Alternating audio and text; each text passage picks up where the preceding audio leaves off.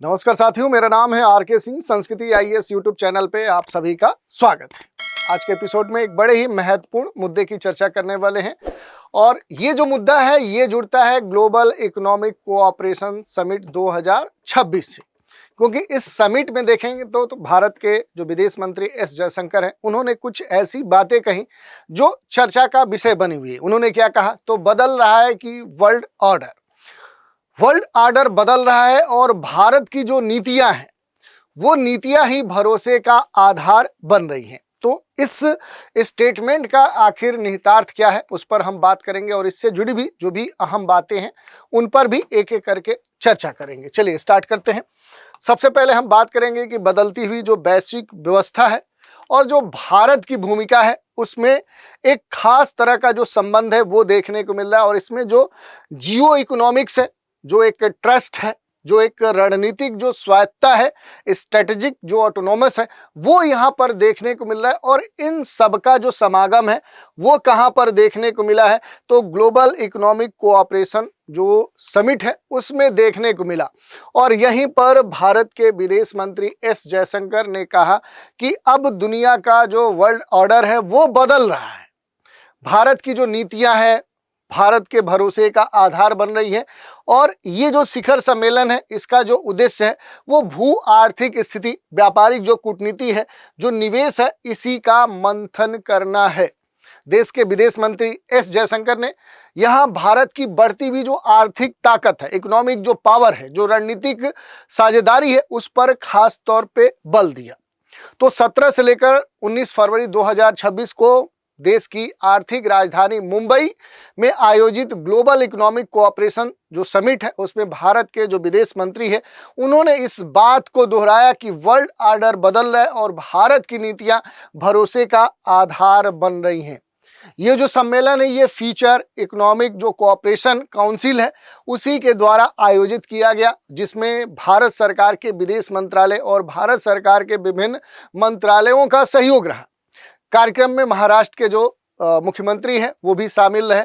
और इस सम्मेलन का जो उद्देश्य ही था कि भू आर्थिक जो स्थिति है, व्यापारिक जो कूटनीति है, जो निवेश है, उस पर बातचीत की जाए। तो ये खास तौर पे देखें सम्मेलन चर्चा में है और आज के एपिसोड में हम सारे बिंदुओं पर बात करेंगे कि आखिर वैश्विक अर्थव्यवस्था में हो रहा जो बदलाव है और उसमें भारत की उभरती हुई जो रणनीतिक भूमिका है वो क्या कहती है।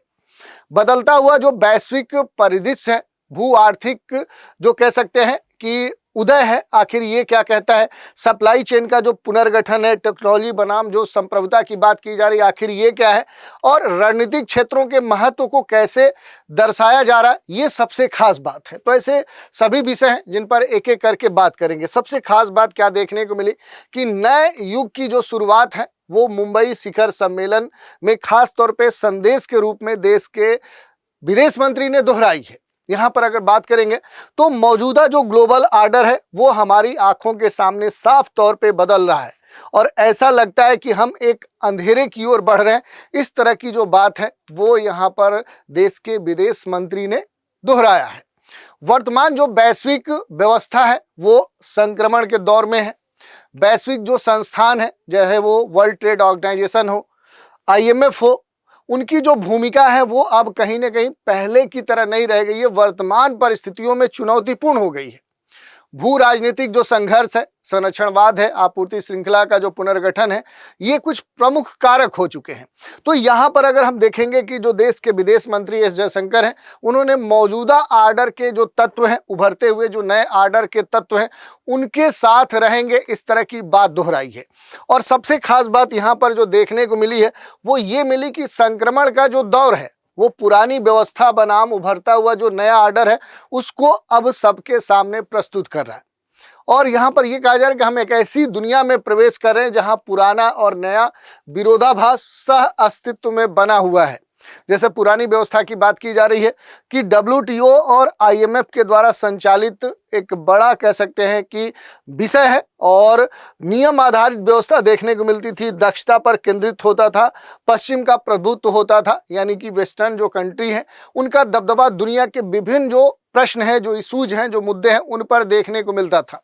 लेकिन पुरानी व्यवस्था के बजाय अब क्या है, नई व्यवस्था आ चुकी है, जो कि अब कह सकते हैं यूनिपोलर नहीं रह चुकी है, बल्कि मल्टीपोलर होते जा रही है। सुरक्षा जो संचालित है वो व्यवस्था अब देखने को मिल रही है, जो पहले नियम आधारित व्यवस्था होती थी। चाइना की जो रणनीति है वो अब खुलकर सामने आ चुकी है, और सप्लाई चेन का जो पुनर्गठन है वो एक महत्वपूर्ण पहलू है नई व्यवस्था का। तो ये कहा जा रहा है कि जो पुरानी संस्थाएं हैं वो पहले की अपेक्षा अब कमजोर पड़ रही हैं, लेकिन पूरी तरह खत्म नहीं हुई हैं। एक तरह से ओवरलैप, संघर्ष, अनिश्चितता का जो दौर है वो बना हुआ है। अब इसमें सबसे खास बात कहा जा रहा है कि वर्ल्ड ऑर्डर आखिर बदल रहा है, तो क्यों बदल रहा है, इसके कारण कौन से हैं, कारक कौन से हैं। तो देखिए, इसमें महत्वपूर्ण तौर पे देखेंगे तो भू राजनीतिक जो तनाव है ये एक महत्वपूर्ण कारण के तौर पे लिया जा रहा है, क्योंकि महाशक्तियों के बीच में तीखी प्रतिक्रिया देखने को मिल रही है, क्योंकि हर देश, हर पावर्स चाह रहा है कि हम ही सुपर पावर्स हों, हमारे आसपास ही पूरी दुनिया की जो राजनीति है, जो आर्थिक गतिविधि है वो संचालित हो। दूसरी बात कहें तो सप्लाई चेन की जो पुनर्संरचना है, क्योंकि चाइना +1 और जो भी फ्रेंड शोरिंग है उसकी ओर जो झुकाव है वो दुनिया का झुकाव अब देखने को मिल रहा है। यही नहीं, संरक्षणवाद की जो बात है कि मुक्त व्यापार की जगह अब ट्रेड वार और प्रतिबंधों ने ले ली है। दूसरी बात देखिए कि संसाधनों के जो संकट की बात की जा रही है, कि ऊर्जा और खाद्य सुरक्षा के संदर्भ में देखें तो जो चिंताएं हैं वो दिन प्रतिदिन बढ़ती जा रही हैं, और टेक्नोलॉजी की रेस में, क्योंकि AI, सेमीकंडक्टर, 5G, 6G, इनके बीच में देखें तो एक वर्चस्व की जो लड़ाई है वो देखने को मिल रही है। और इसी कारण से देश के जो विदेश मंत्री हैं उन्होंने खास तौर पे इस बात पर जोर दिया कि पुरानी जो संस्थाएं हैं, जो WTO प्रेरित व्यवस्था है वो कमजोर पड़ रही है। नई जो बहुध्रुवीय संरचना है वो अब एक नया आकार ले रही है, जहां अर्थशास्त्र, राजनीति और जो भी सुरक्षा परंपराएं हैं वो एक दूसरे से जुड़ रही हैं। तो इस तरह की जो बात है वो देश के विदेश मंत्री के तरफ से दोहराई गई है। विदेश मंत्री ने यह भी कहा कि मुश्किल दौर में जो भारत है वो ताकतवर बनने के संकल्प को ग्लोबल इकोनॉमिक कोऑपरेशन समिट में रेखांकित किया है। ये शिखर सम्मेलन महत्वपूर्ण है भारत के लिए, दुनिया के लिए, और ग्लोबल इकोनॉमिक कोऑपरेशन जो काउंसिल है उसका जो ये आयोजन है ये सबसे महत्वपूर्ण माना जा रहा है। और इसी में देखें तो देश के विदेश मंत्री ने कई सारी बातों का उल्लेख भी किया है।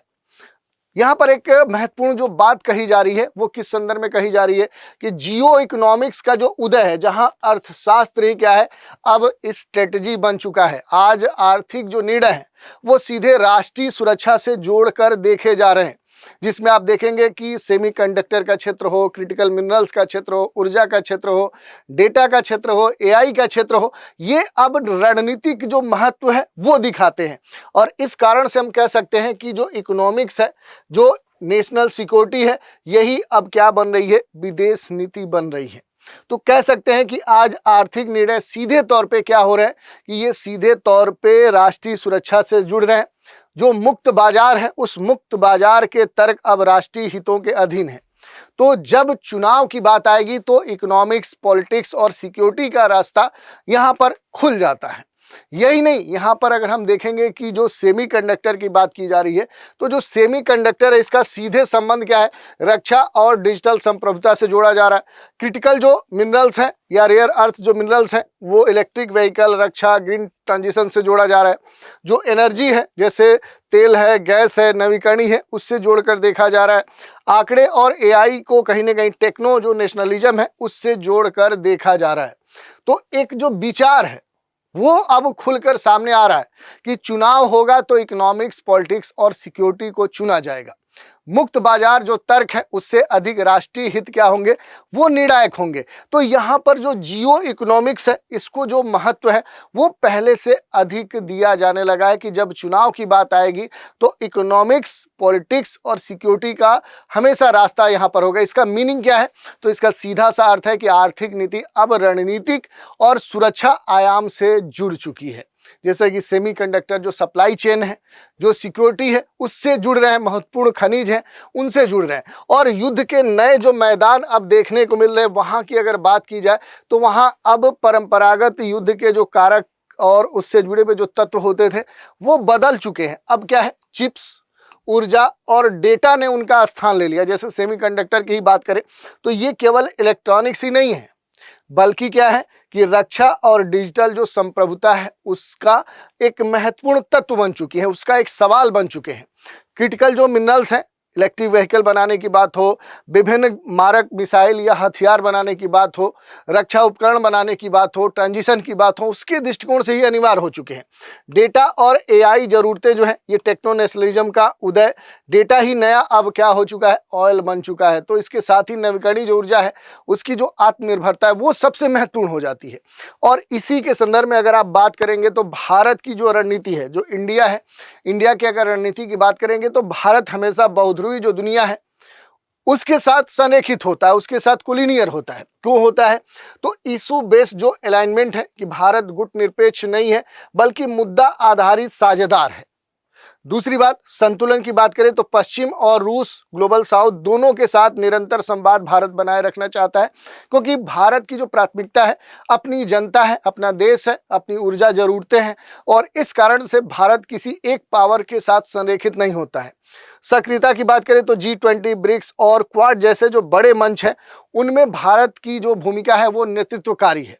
तो भारत की जो रणनीतिक स्वायत्तता है ये क्या है, भारत पश्चिम और रूस और ग्लोबल साउथ दोनों के साथ क्या है कि संवाद करता है, इशू बेस्ड जो अलाइनमेंट है वो रखता है, और दुनिया के बड़े जो मंच हैं चाहे वो G20 हो, ब्रिक्स हो, क्वाड हो, उसमें नेतृत्वकारी भूमिका भी निभाता है। तो नई जो अवधारणा है भारत की वो मल्टी अलाइनमेंट इन ए मल्टीपोलर वर्ल्ड के तौर पे देखी जाती है। और इसी बात को इस समिट में देखें तो देश के विदेश मंत्री ने बार बार दोहराई। भारत दुनिया के लिए देखें कि एक भरोसेमंद साझेदार है, क्योंकि भारत तेज तर्रार है, बदलती परिस्थितियों के हिसाब से त्वरित प्रतिक्रिया देता है, प्रैक्टिकल है, यथार्थवादी है और समाधान उन्मुख है, जन केंद्रित है क्योंकि आम नागरिकों के लाभ की बात करता है।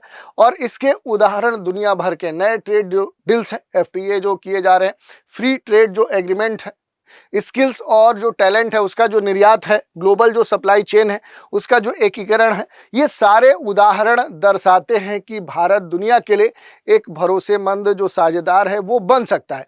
ये बात देश के विदेश मंत्री ने दोहराई और इसको अलग अलग बिंदुओं पर समझाया भी। दूसरी बात देखिए, उन्होंने ये भी बताया, खास तौर पे देखेंगे विदेश मंत्री ने, कि शिखर सम्मेलन का जो उद्देश्य है वो इतना ही है कि भू आर्थिक जो स्थिति है, जो व्यापारिक कूटनीति है, जो निवेश है, उस पर हम बातचीत करें और आने वाले भविष्य के निर्माण को लेकर सारे जो देश हैं वो तत्परता दिखाएं। तो इस तरह की जो बातें हैं वो यहाँ पर कही गई हैं।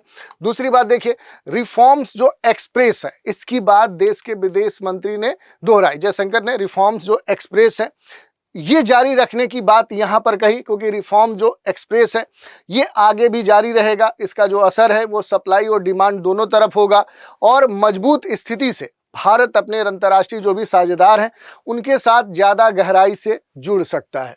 तो ये यहाँ पर देखने को मिला कि वैश्विक जो प्रभाव है भारत के संदर्भ में, श्रम जो लॉजिस्टिक है कि विनिर्माण को आसान बनाना है, डिजिटल जो पब्लिक इंफ्रास्ट्रक्चर है उसकी जो तकनीकी नेतृत्व है उसे और बढ़ाना है, और संतुलन के स्तर पे शॉर्ट टर्म जो संकट है उससे निपटते हुए लॉन्ग टर्म संभावनाओं पर भारत को फोकस करना है।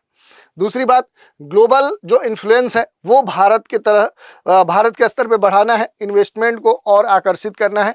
तो वैश्विक जो चुनौतियां हैं उनका जो जवाब है वो राष्ट्रीय क्षमताओं को बढ़ाकर ही दिया जा सकता है, और रिफॉर्म्स जो एक्सप्रेस है वो आगे भी जारी रहेगा।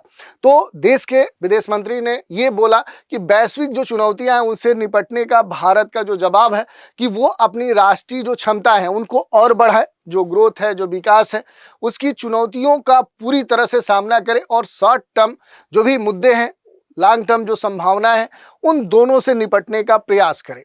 राष्ट्रीय जो क्षमता है उनको मजबूत करे, शॉर्ट टर्म जो संकट है, जो लॉन्ग टर्म संभावना है, उनके बीच में जो एक संतुलन है, और सबसे खास बात है कि स्ट्रक्चरल जो रिफॉर्म्स है वो भारत को बनाए रखना होगा। और इसी के संदर्भ में ये भी कहा गया कि संभावित स्तर पे कुछ महत्वपूर्ण सुधार क्षेत्र भी हो सकते हैं। जैसे सुधार क्षेत्र की बात कही गई है कि श्रम सुधार पर काम किया जा सकता है, लॉजिस्टिक के स्तर पे भी सुधार किया जा सकता है, यानी रसद सामग्री के आवागमन पारगमन पर भी सुधार किया जाना चाहिए।